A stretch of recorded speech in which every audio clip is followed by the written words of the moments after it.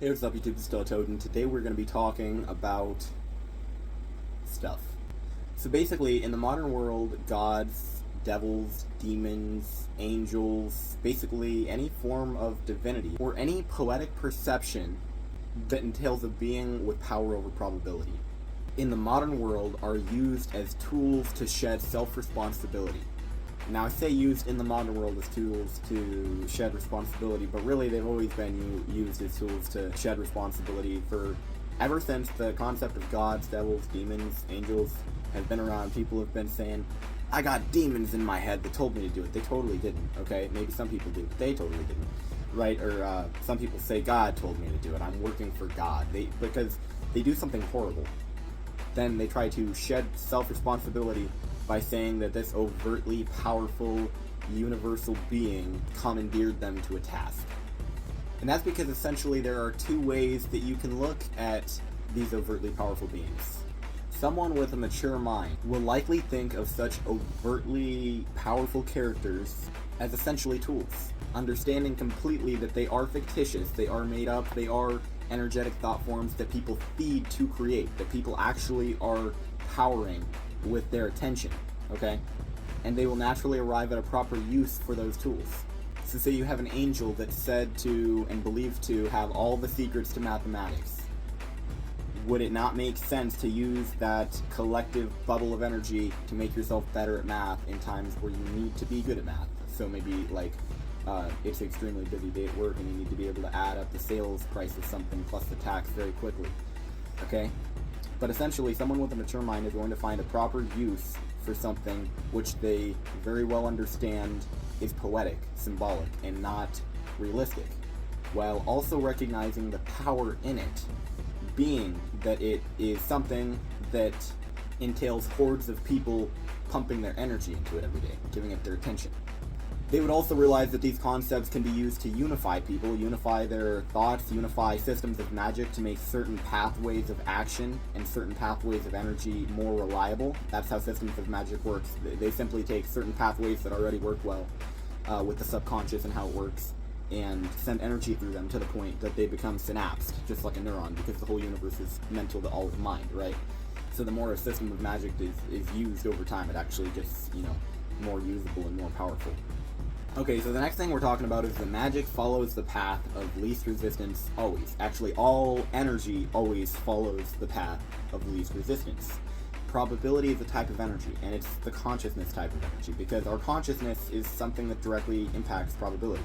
You can tell that, conscious observation changes the outcome of an experiment by the double slit experiment, which you can Google, or I'm not going to promise that it's going to be in the description of this video because I might forget that I actually said that, but since magic always follows the path of least resistance, look at like popular things you see magicians doing on TV, things like materializing objects, okay, that might happen, it might happen, but it would take a lot less energy, okay?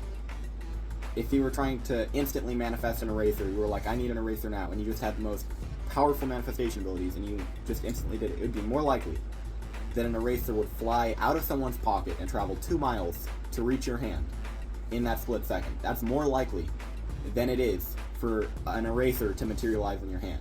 And the reason that that is more likely is because the amount of energy in all the atoms of an eraser is much, much, much, much, much higher than the amount of energy required to move an eraser 2 miles in a split second, okay? It's going to be the least amount of energy used possible, because basically, since probability as well as consciousness are both energies, they're always going to follow the path of least resistance. But what does that mean? Say that you're not the most powerful manifester on the entire planet and you try to manifest something. It means that it's going to follow the path of least resistance, but just to a lesser degree. Basically, if you are an average person and you try a technique for manifesting something, you're going to increase the probability of it happening by some amount. You might increase it by 1/3, which is really good. That's a very huge increase in probability. Or you might increase the probability of it by just 0.1%, okay? But you're going to increase the probability somehow, which is why, if you're trying to manifest something, it takes work. You have to do it every day to increase the probability of it happening every day. when people talk about superpowers, they say that probability control is just a super overpowered superpower, and you'd just be able to be a god. But the thing is that everyone has that superpower. Everybody has that superpower, and we all are gods. But it's such a diminished ability that people don't often notice that they're actually changing the world around them, and that everything around them follows what's inside of them. The internal mirrors the external, and the external mirrors the internal. It's always the same. You can check out that concept in my last video, shown here. But essentially, if you're starting magic and you're, realizing, oh, well, I'm not being able to manifest any of these bigger goals that I wanted to be able to, it's because magic is not magic. Magic is not magic, okay? There is no thing that's going to make you instantly able to snap your fingers and change the probability of something, unless it's some device that's far in the future. But essentially, how it works is the more consciousness energy that you have within your vessel being the part of space that you occupy, whatever amount of space you occupy, subjective to dimension. Basically, the amount of consciousness energy, which is just a type of energy, just like electricity, potential energy, kinetic energy, it's just a type of energy. However much of that consciousness energy is within your person at a time, by changing the frequency of that consciousness energy, you can interact with the outside world using it. But the more of it you have, basically the larger, the more powerful of a signal, and the more abrupt of probability control you'll have. Okay? And also, not only that, but also you would be able to survive outside of the body, or survive death, in other words. Because after the body dies, most of the time, people's consciousnesses will slowly dissolve.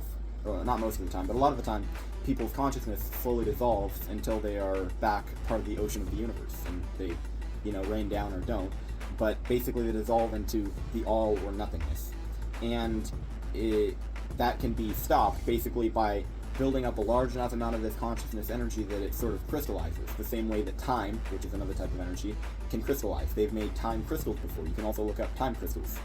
But yeah, that's what they call the Merkaba, or the vehicle of the soul. Basically, a crystallized bundle of consciousness energy that solidifies the memories and experiences of this ego to allow you to continue your spiritual journey past the point of physical death. That dispersion of consciousness is also why people forget their past lives, and it gets really hard to remember them. And in past lives where the amount of energy that was stored within your vessel is extremely low, okay? So that would be a life where you sunk into meaninglessness, you had no real reason to live. Maybe you were, extremely disappointed with the way your life was. If you were basically in an extremely low vibrational, heavy-hearted state, then it's likely that you're not going to be able to remember that past life nearly as well as you would be able to from a life where you were something that prevented you from forming leaks in your aura.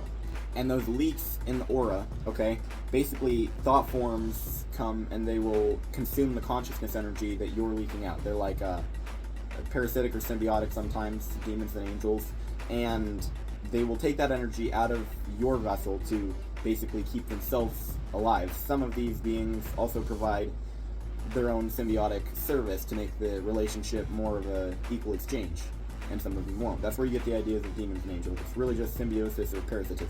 Basically, the more of these creatures you have using your consciousness energy, your spirit energy, chi, as it's been called in the past, prana, whatever you want to call it, the less you're going to crystallize. You're going to, disperse back into nothingness a lot quicker if you have more of these beings feeding off of you. And the less of these beings that you have consuming your energy, the longer that this, energy crystal is going to survive after the physical body dies.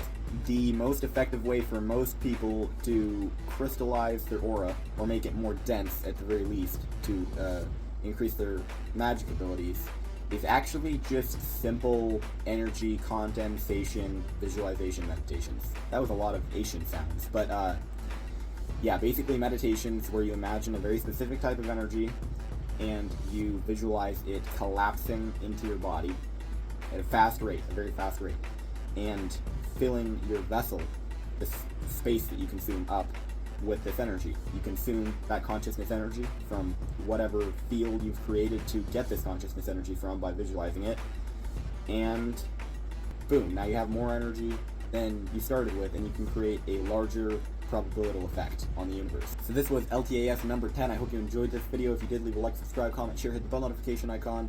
Goodbye.